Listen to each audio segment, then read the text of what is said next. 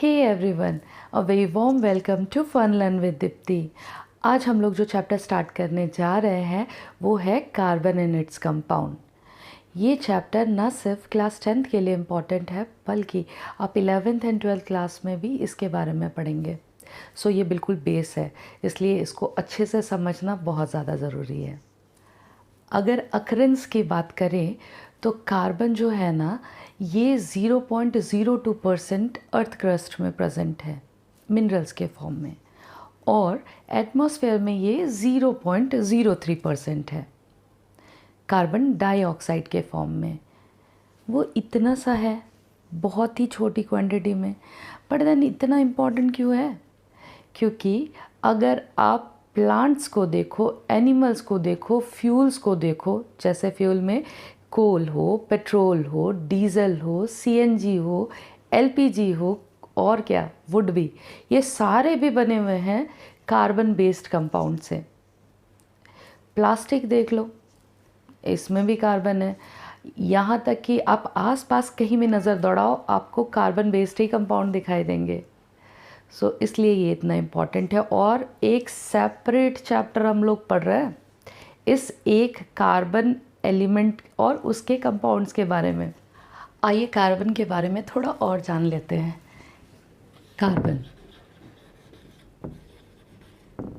अब इसका सिंबल क्या होता है?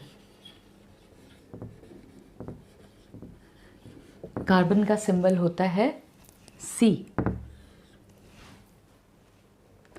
इसकी एटॉमिक नंबर क्या होती है?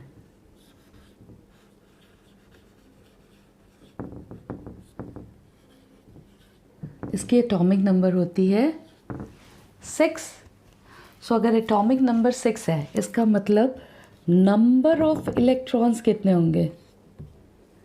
नंबर ऑफ इलेक्ट्रॉन्स हो जाएंगे 6। नंबर ऑफ प्रोटॉन कितने होंगे? नंबर ऑफ प्रोटॉन भी हो जाएगा 6। और कार्बन के केस में यहाँ पे नंबर ऑफ न्यूट्रॉन भी 6 होता है। इसकी इलेक्ट्रॉनिक कॉन्फ़िगरेशन जान लेते हैं। इलेक्ट्रॉनिक कॉन्फ़िगरेशन,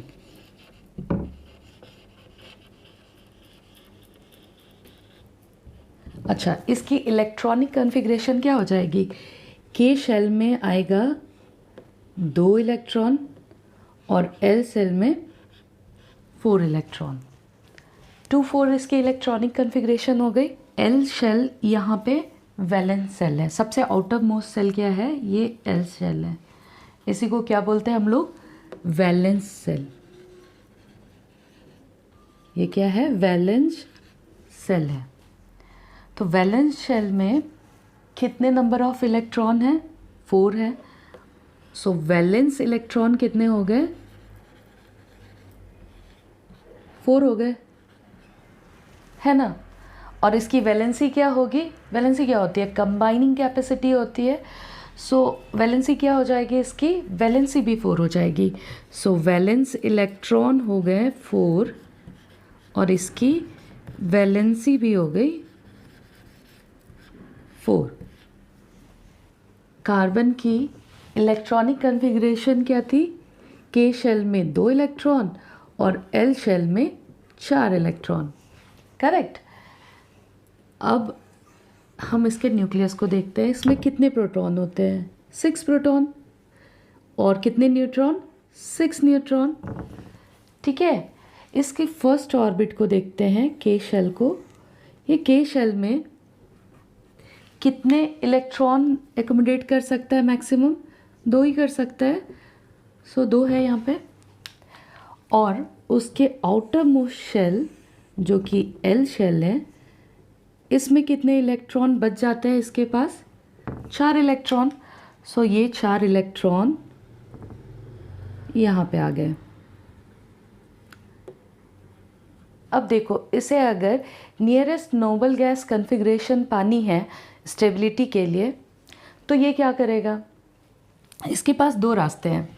या तो कार्बन 4 इलेक्ट्रॉन गेन कर ले और बन जाए C4 नेगेटिव, या तो कार्बन 4 इलेक्ट्रॉन लूज़ कर ले और बन जाए C4 पॉजिटिव। यही दो रास्ते हैं, पहला ये और दूसरा ये, है ना। चलिए पहला केस देखते हैं जिसमें अगर वो 4 इलेक्ट्रॉन गेन कर ले। अब ये इसके लिए बहुत ज़्यादा डिफ़िकल्ट होगा। क्यों डिफ़िकल्ट होगा?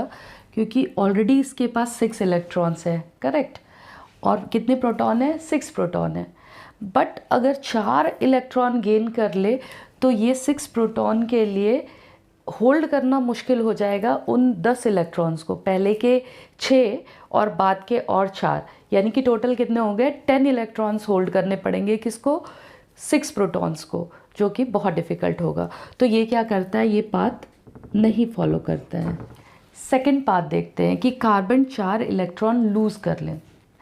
सो ये भी पॉसिबल नहीं है। क्यों नहीं पॉसिबल है ये देखते हैं।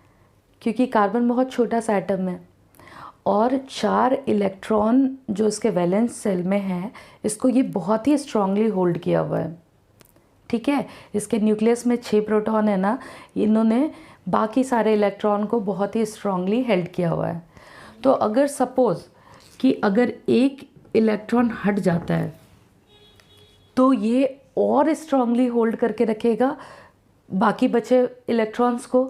2 हट जाए तो और स्ट्रांगली होगा, देन 3 हटे तो और स्ट्रांगली होगा। सो ये पॉसिबल नहीं है कि 4 के 4 इलेक्ट्रॉन ये निकाल दे, ठीक है। सो अब इसके पास कौन सा रास्ता बच गया? अब इसके पास एक ही रास्ता बच गया है, वो है शेयरिंग का। Sharing is caring. सो ये क्या करता है? ये शेयर करता है अपने इलेक्ट्रॉन्स को, और ये क्या बना लेता है? कोवैलेंट बॉन्ड बनाता है, ठीक है। कोवैलेंट बॉन्ड्स में क्या होता है? शेयरिंग ऑफ इलेक्ट्रॉन्स होते हैं। कार्बन ही अकेला ऐसा एलिमेंट नहीं है जो ऐसा शेयरिंग करता है, बट बहुत सारे और भी एलिमेंट है जो कि मॉलिक्यूल बना लेते हैं शेयरिंग से। सो हम लोग थोड़े से उन एलिमेंट्स के बारे में पढ़ेंगे। तो सबसे पहले बात कर लेते हैं हाइड्रोजन के एटम की, ठीक है। इसका एटॉमिक नंबर क्या होता है? इसका एटॉमिक नंबर होता है 1। दैट मीन्स वैलेंस इलेक्ट्रॉन कितने हुए इसके? 1 ही है। सो ये रहा जी एक हाइड्रोजन एटम, एक और हाइड्रोजन एटम आया, ठीक है। इसके इलेक्ट्रॉन को रिप्रेजेंट कर लेते हैं क्रॉस से। अब इस हाइड्रोजन एटम के पास भी एक इलेक्ट्रॉन है और इसके पास भी एक है। इसको अपना ड्यूप्लेट पूरा करने के लिए ये इसके इलेक्ट्रॉन भी चाहिए, इसके साथ वो शेयर कर लेता है अपना इलेक्ट्रॉन, और ये भी वैसे ही करता है, इसके इलेक्ट्रॉन को शेयर करके अपना ड्यूप्लेट पूरा कर देता है, ओके। ऑक्सीजन की बात करते हैं। ये है oxygen, atomic number 8, electronic configuration ये क्या है? 2 6। दैट मीन्स वैलेंस इलेक्ट्रॉन कितने हैं? वैलेंस इलेक्ट्रॉन है 6। सो अब ये जो एक ऑक्सीजन है, एक और ऑक्सीजन है, इनके पास जो इलेक्ट्रॉन्स है ना, वो कैसे रिप्रेजेंट कर लेते हैं? क्रॉस से 2, और यहाँ पे 2 और आए, यहाँ पे 2 और, इसके भी 6 देख लेते हैं कैसे लिख सकते हैं? ऐसे लिख सकते हैं, है ना। इसके पास भी 6 इलेक्ट्रॉन, इसके पास भी 6 इलेक्ट्रॉन, दोनों को चाहिए कितने? अपना ऑक्टेट पूरा करने के लिए इसको भी 8 और इसको भी 8, तो ये अगेन ये भी शेयर कर लेता है अपना इलेक्ट्रॉन। 2 इलेक्ट्रॉन इसका और इसका भी 2 इलेक्ट्रॉन शेयर हो गया। टोटल नंबर ऑफ पेयर्स कितने हो गए इलेक्ट्रॉन के? शेयर पेयर कितने हो गए? 2। ये वाला एक पेयर और ये वाला एक पेयर, ये 2 पेयर शेयरिंग के हो गए। सो हम लोग इसको लिख सकते हैं ऑक्सीजन को O, डबल बॉन्ड O, है ना, ऐसे लिख सकते हैं। यहाँ पे क्या बना? ये बन गया डबल बॉन्ड, डबल बॉन्ड, ठीक है। हाइड्रोजन हाइड्रोजन के केस में क्या बना था? Single bond. अब हम लोग एक और एलिमेंट है जो कि एनसीईआरटी की बुक में दिया हुआ है, वो है नाइट्रोजन। सो इसको देख लेते हैं। सो सबसे पहले नाइट्रोजन जो है उसका एटॉमिक नंबर कितना होता है? इसका एटॉमिक नंबर होता है 7। और इलेक्ट्रॉनिक कन्फिग्रेशन क्या होगी फिर? इलेक्ट्रॉनिक कन्फिग्रेशन होगी 2 5, है ना। इसका मतलब क्या है? वैलेंस इलेक्ट्रॉन इसके पास कितने हैं? वैलेंस इलेक्ट्रॉन होगा इसके पास 5। अब ये एक नाइट्रोजन का एटम, एक और नाइट्रोजन का एटम, इसके इलेक्ट्रॉन्स को देखते हैं कैसे लिख सकते हैं। सो 3 इधर, 2 इधर, 3 इधर और 2 इधर। अच्छा, इसको कितना चाहिए अपना ऑक्टेट पूरा करने के लिए? 5 है ऑलरेडी, 3 और चाहिए। तो ये इससे शेयर कर लेता है अपने 3 इलेक्ट्रॉन। ऐसे शेयरिंग ऑफ इलेक्ट्रॉन से ये अपना ऑक्टेट पूरा कर लेता है और ये नाइट्रोजन भी अपना ऑक्टेट पूरा कर लेता है। सो कितने पेयर शेयर हुए? 1 2 और 3, 3 पेयर शेयर हुए। सो ये 3 कोवैलेंट बॉन्ड बनाता है। नाइट्रोजन के साथ में ट्रिपल बॉन्ड बना लेता है।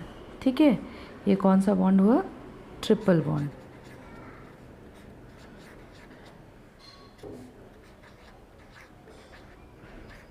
ठीक है, अब चलिए अब क्या करते हैं कि मीथेन का स्ट्रक्चर हम लोग समझने की कोशिश करते हैं। मीथेन क्या होता है? CH4। ठीक है, इसमें 1 कार्बन और 4 हाइड्रोजन होते हैं।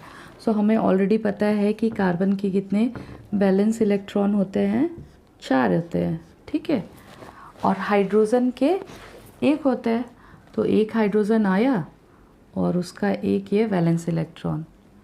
सिमिलरली बाकी सारे के भी ऐसे ही होंगे। ठीक है, कार्बन के पास 4 थे और 4 उसको और चाहिए, तो वो शेयर कर लेता है इनसे।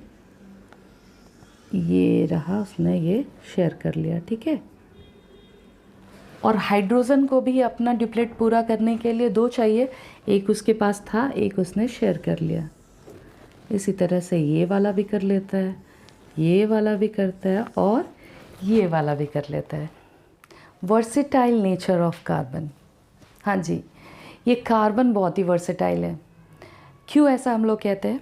क्योंकि अकेला कार्बन और उसके कंपाउंड्स को एक साइड करते हैं और बाकी जितने बचे एलिमेंट्स हैं, दैट मीन्स 117 एलिमेंट्स और उसके कंपाउंड्स को एक साइड कर दे तो भी ये पलड़ा भारी होने वाला। मतलब number of carbon compounds are more than that of सारे के सारे एलिमेंट्स के कंपाउंड को अगर ले तो more than 3 million carbon compounds हैं। अब हम समझते हैं कि कार्बन इतना वर्सेटाइल क्यों है। क्या ऐसी खास बात है कार्बन में जो इसको इतना वर्सेटाइल बनाती है? सो 2 बातें हैं। ये बहुत ही इंपॉर्टेंट क्वेश्चन भी है। पहली बात जो है ये है कैटिनेशन।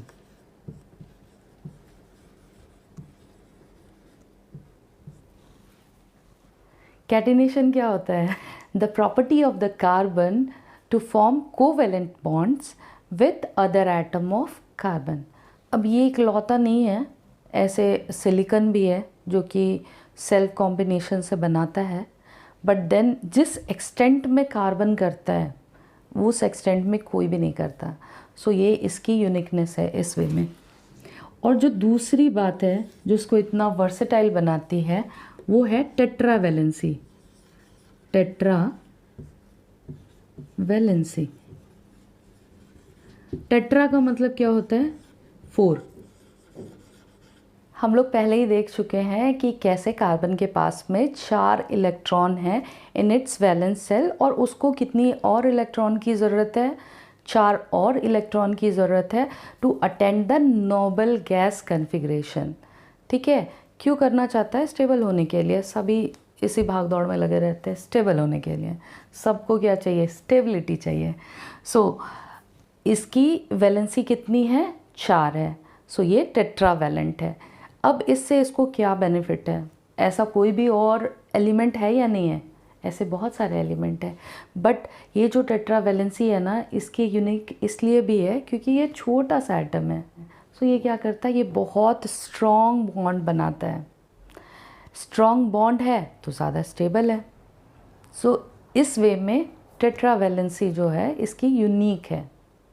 बाकी अगर किसी भी एलिमेंट की बात करें जो इनसे बड़े साइज़ के हैं तो वो इतना स्ट्रॉन्ग बॉन्ड नहीं बना सकते हैं, ये ज़्यादा स्ट्रॉन्ग बॉन्ड बनाते हैं, सो ज़्यादा स्टेबल है।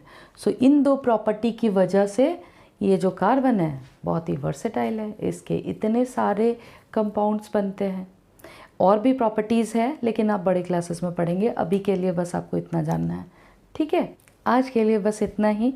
इसके बारे में हम लोग और पढ़ेंगे और समझेंगे और जानेंगे, अपने सारे डाउट्स क्लियर करेंगे। अगर आपको ये वीडियो थोड़ी सी भी पसंद आती है तो please hit the like button, अपने फ्रेंड्स के साथ शेयर कीजिए और सब्सक्राइब कीजिए मेरे चैनल को अगर अब तक नहीं किया है तो। Thanks for watching.